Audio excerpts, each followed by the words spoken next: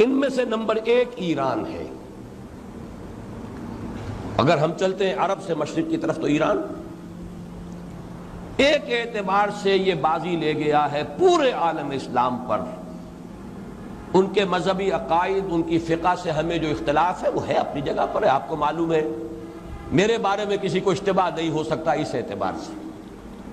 میری جس درجے دشمنی رکھی گئی ہے، جس طرح میرے سر کا جو ہے مطالبہ ہوتا تھا، 2 ہی آدمی تھے پاکستان میں کہ جن کے سر مانگے گئے، ایک کراچی کے وہ شاہ بلیغ الدین صاحب اور ایک نے، تو اس حوالے سے وہ اپنی جگہ پر اختلاف ہے، لیکن اس حقیقت کا اعتراف کیے بغیر نہیں رہا جا سکتا پورے عالم اسلام میں یہ واحد مسلمان ملک ہے جس نے بہرحال اپنی شریعت، اپنے عقائد کے مطابق ایک مذہبی انقلاب برپا کیا ہے۔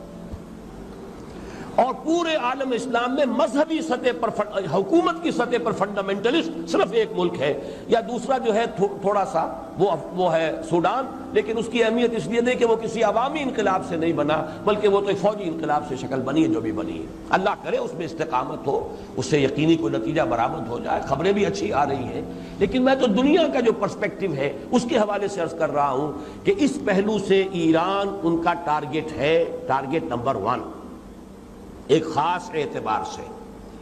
ٹارگٹ نمبر 1 ایک دوسرے اعتبار سے ہم ہیں، وہ میں بعد میں عرض کروں گا۔ چونکہ حکومت کی سطح پر فنڈامنٹلزم ہے اور وہ آیا ہے ایک عوامی انقلاب کے نتیجے میں، پھر ان کے پاس تیل کی دولت ہے، اس کے خلاف اکنامک سینکشنز بھی ہو جائیں تو اگر لیبیا کھڑا ہو سکتا ہے تو بہرحال وہ بھی کھڑا ہو سکتا ہے، اور نقشہ وہ دنیا کو دکھا چکا ہے کہ لڑا دے ممولے کو شہباز، یہ نقشہ بھی اس نے دکھا دیا ہے۔ یہ ہے ایران کا معاملہ۔ نمبر 2 پاکستان۔ پاکستان 400 برس کی تجدیدی مساعی کا امین ہے، امانت دار ہے۔ پورے ہندوستان میں مجدد الفسانی رحمت اللہ علیہ، شاہ ولی اللہ دہلوی رحمت اللہ علیہ، سید احمد بریلوی رحمت اللہ علیہ، ان کا جہاد، پھر اس 20ویں صدی عیسوی میں یا 14ویں صدی ہجری میں علامہ اقبال جیسا مفکر، مولانا مودودی جیسا مصنف، مولانا الیاس جیسا مبلغ، شیخ الہند جیسا مجاہد حریت، پورے عالم اسلام میں ان کا پیرلل کوئی موجود نہیں۔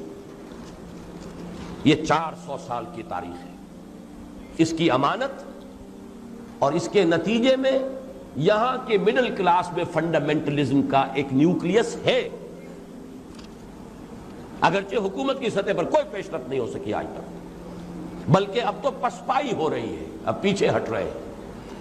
وہ ہمارے ان سیاسی جو بھی زعماء ہیں، جو جماعتیں ہیں، ان کی غلطی اور الیکشن ہی کو واحد میدان بنا کر اس کے اندر اپنا سارا وقت و توانائی اور قوتیں ضائع کر دینا، یہ ہے در حقیقت جس کا کہ یہ صدا مل رہی ہے کہ اس اعتبار سے تو پسپائی کی طرف ہے معاملہ، کسی پیش رفت کی طرف نہیں ہے۔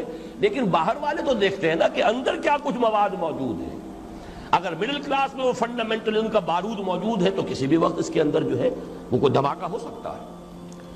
دوسری بات جو ان کے لیے ایک اعتبار سے ٹارگٹ نمبر 1 ہمیں بنا رہی ہے، وہ ہمارا ایٹمک نو ہاؤ ہے، پورے عالم اسلام میں اور کسی کے پاس نہیں۔ اسلامی بم اگر بنے گا تو یہی بنے گا۔ یہ ہے مختلف اسباب جس کے بنا پر ایران اور پاکستان کو آپ بریکٹ کر لیجئے، یہ اس نیو ورلڈ آرڈر یا آج کی میری گفتگو کے حوالے سے یہودی اور عیسائی گٹھ جوڑ کا جو ٹارگٹ نمبر 1 ہے، ایک اعتبار سے ایران ہے، ایک اعتبار سے پاکستان۔